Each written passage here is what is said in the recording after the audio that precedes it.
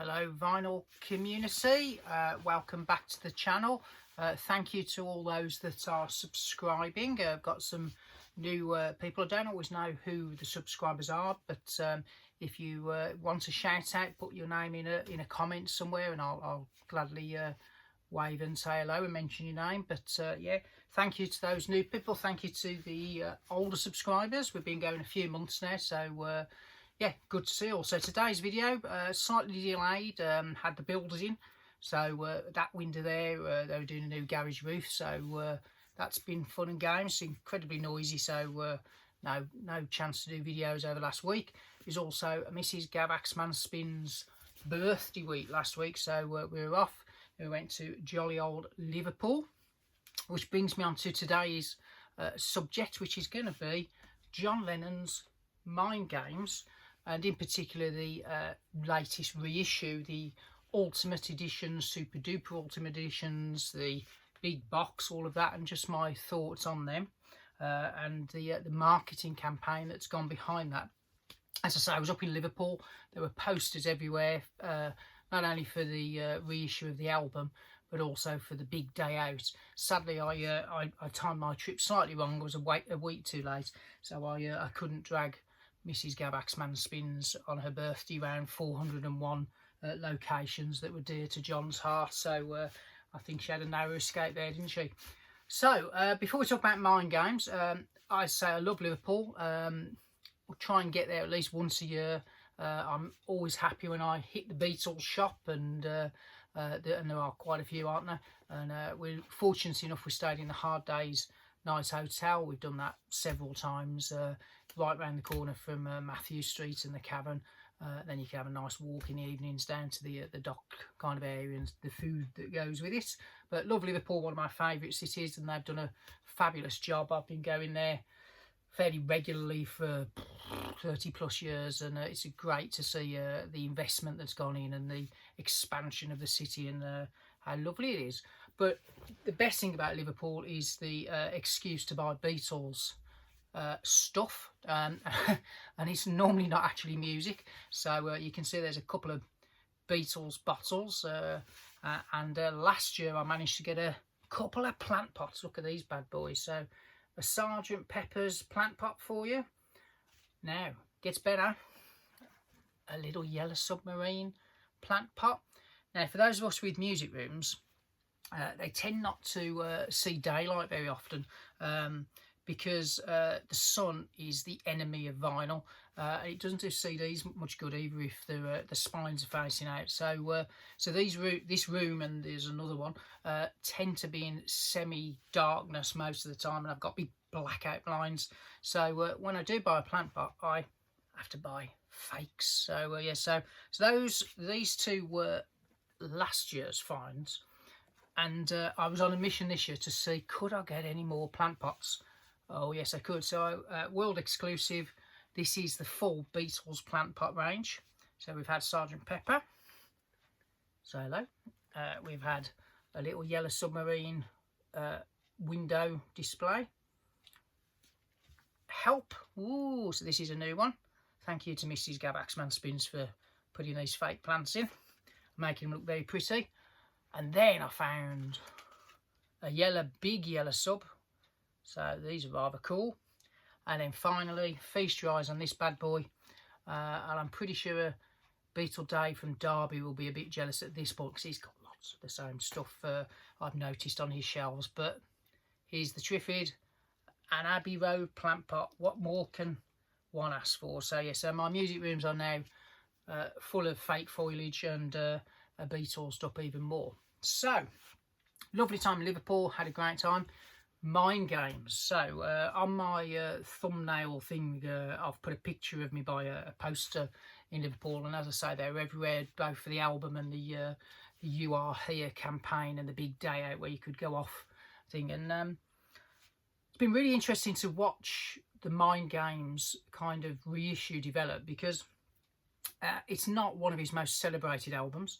I think even the staunchest John Lennon solo fan and Beatles fan will follow me on that, and it probably ranks somewhere towards the bottom of his solo output. If you ignore the 3 experimental albums. The holy kind of two are probably Imagine and Plastic Ono Band, and funnily enough, those were the first two they did in these super duper deluxe editions, so they're on fairly safe ground there. You might then get some advocates for Walls and Bridges.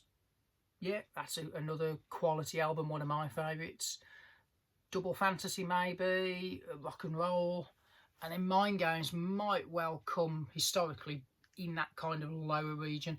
Probably the only one that would be below it would be Sometime in New York City. Now, that was supposed to be the next super duper duper box, but that got pulled. We don't know why. I suspect it may be something to do with the problematical lyrics of one of the songs, which was unfortunately the lead single as well. So not quite sure what's happened to that. So they've skipped an album and they've gone to Mind Games. So my relationship with Mind Games, talking from afar, is this was one of the last studio albums of John's that I bought. I started with the, like a lot of people would imagine, that sadly when John was murdered, I started with the John Lennon collection that came out, I think, in 81 or 82. And there's only one song from Mind Games on that album, and it's the title track. I bought all the other kind of CDs to start with. Started with Plastic Ono Band, Imagine, and went through them. And this was one of the final ones, along with Sometime in New York City. And the problem with this album is the title track is a great song, but it's also track one on the album. So if you kind of start with one of the highlights, if there's nothing then that follows that's particularly immediate, there's nowhere to go but down. So sadly, it was one of the kind of, I wouldn't say it was a bad album, but it wasn't one I particularly listened to over and over. So when the reissue was announced, I have to say I was a little bit, is it something I really want now? Disclaimer, I have got the other two. I bought Imagine, Plastic Ono Band. I picked up the Gimme Some Truth Super Deluxe CD box in a HMV sale for about 20 quid. It absolutely nosedived in price, that. So the completist in me was a bit, but it's not one of my favourite albums. And these super deluxe editions, the problem with them is effectively it's one album in 6 kind of versions, so you tend to get a new mix and then outtakes, stuff like that. But ultimately, there's an awful lot of duplication. So it didn't really set me right. And then when the prices came up and the full details of what was on there, for those that follow kind of forums and internet chat rooms and stuff like that, the UK price for the 6 CD box set, good old Amazon UK, I don't quite know whether they're out to destroy physical media or what, but they put the pre-release price up at something like £180. To put that into perspective, the first one of these big super deluxe editions I got was 60 quid, which was Imagine. I think I got Plastic Ono Band for around £80 on pre-order. That was fine because there was more in it. Gimme Some Truth, as I say, that dropped in price. I picked that up relatively cheap. But £180, you know, that's almost triple what you were paying for Imagine. That really put me off. And then of course they then announced the all singing, all dancing Cube, which is kind of an art piece. So I'll put some links in the comments to some of the unboxing videos. But they then did a £1,300 super duper limited edition, which had the vinyl in, all kinds of games and trinkets and stuff like this. So it wasn't a great start. There was a lot of unrest, I think, about the price point, particularly in the UK.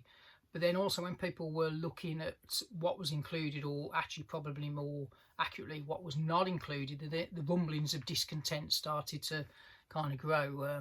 So some of the session outtakes were not there. Some songs that he gave to Ringo that he had put guide vocals on that were on the anthology Lennon projects, those were missing. Some B-sides, that type of stuff. So there was a little bit of unrest amongst the communities as to, you know, is this a slightly underwhelming package? But then a funny thing happened, because rumours then started to circulate that this stuff, although it's not listed, might well be there. And for those that know, the rumour mill crept out that there may be some hidden tracks, and it all went then very much like 1999 all over again. And I don't know for those that are old enough to remember the first DVDs, and there used to be things called Easter eggs, and the rumour was that there would be Easter eggs there. And then for those of us that grew up in the CD area and the hidden track, remember Nirvana's Endless Nameless that had that big gap in a track at the end, there might be stuff like that. For those that bought the Stone Roses Second Coming CD, there's a hidden track right at the end which you have to keep pressing fast forward. I think it's track 99. Is a little instrumental, not particularly good, but and then there are some albums where if you pressed backwards on the first track, went back a couple of spaces on your CD player, there would be almost a pre-album hidden track. So all these rumours then started to make, and what they did, the Lennon camp here, is by tapping into the games bit of the album, they somehow have made a slightly underwhelming album become a lot more interesting. And if you compare it to, say, something like the David Bowie set, the Rock and Roll Star set, which is a similar kind of beefy box set, that's crammed with unreleased material, way more than the Lennon box. But the marketing came from Mind Games was so fun that I think it kind of started to grow legs. And if you look at the discussion pages and the YouTube videos around the Lennon set compared to the Bowie set, you know, it outnumbers it something like 5-1, I think. Again, I won't touch on what other people on other channels have done. There's been some fantastic unboxing videos, and the Lennon estate are very clever in harnessing the YouTube vinyl community, some of the bigger channels. So I tend to, you know, if there's anything Beatles related, I've got my go-to channels. So people like Andrew Dixon did, you know, he got a pre-issue copy to review and unbox. Beatle Tone got one, Norman Maslow got one, and there were others. So I've watched all these kind of videos, and an album that I was totally unexcited about, and a CD box set that I was a bit like, all of a sudden started to become a little bit more interesting because of the fun and games. So for those that don't know, if you shine a UV torch on the box, things happen, and I'll leave it at that. So go off and watch the videos there. But there's hidden stuff in amongst that. All of the criticisms that people had of what was missing, it's not missing, it's there. You just got to seek and find it. The Blu-rays have all kinds of fun and games, so there's hidden video content, you know, really fantastic kind of ideas. The Lennon estate also, as I said at the start of the video, they organised almost like a treasure hunt in Liverpool a couple of weekends ago, and there's a big mapping that you could buy from the John Lennon website with again, if you shine a UV torch on it, it reveals locations and points to go to that effectively were you could kind of do your own treasure hunt and treasure map. And I think whoever managed to do all 401 locations first had a chance to win the super duper mega expensive £1,300 box set. Amazon then finally put the UK price at a reasonable price, I think at £129, which is where it probably should have been to start with. And all of a sudden, all these bits, and a bit like a jigsaw, all fell into place. So I have to tip my hat if I was wearing one to the Lennon estate, because they've made an absolutely exemplary campaign to make an album that by and large is not that exciting into a bit of a must-have event at this kind of year, for those particularly that buy you know, physical media still. So did I buy it? Well, I've told you I've got that one, which is the original CD. Now, one of the big complaints about Mind Games is the mix is muddy, the original mix. And when the reissue was announced, I played my original UK album there, And I thought, well, maybe I've been a little bit harsh on this album over the years. So my assessment that there's only really one good track and a lot of average tracks changed a little bit. There's a song called Out of the Blue, which I think is equally as good as Mind Games. So those two really, really strong songs. There's 3 or 4 others that actually are pretty good. But there's still a few that are for me, you know, just okay. But what I did have, and I re-listened to again, was the 2002, I think this is Billy Cobham, something I can't remember his name, yeah. 2002 reissue, which is another new mix, and I can't remember who did it, but that's pretty good. So should I shell out for effectively the 4th version of this album, or should I carry on buying plant pots? Well, I'm going to leave you with the final game. I'm not going to tell you. So have I bought it? Have I not bought it?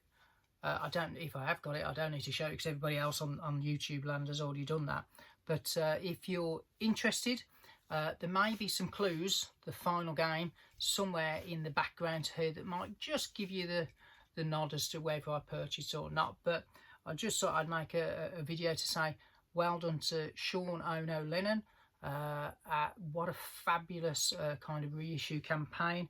I think if him and Danny Harrison having a bit of a one-upmanship, I think this one has actually trumped the All Things Must Pass garden gnomes and wooden crates kind of reissue. I think this is probably one of the best marketing campaigns that I've seen. So for those that have got it, well done, it's brilliant. Have I joined the party? Look closely. If you think you can spot a clue, say something in the comments. But thank you for watching, and I'll see you on the next one.